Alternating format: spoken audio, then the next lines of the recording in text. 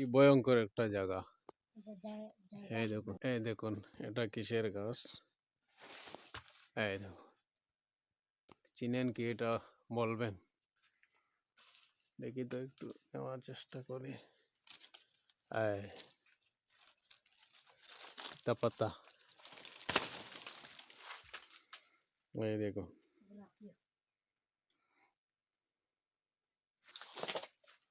ভয়ঙ্কর টাইপের একটি জায়গা। এই দেখুন, পানিগুলা কিন্তু খুব সুন্দর।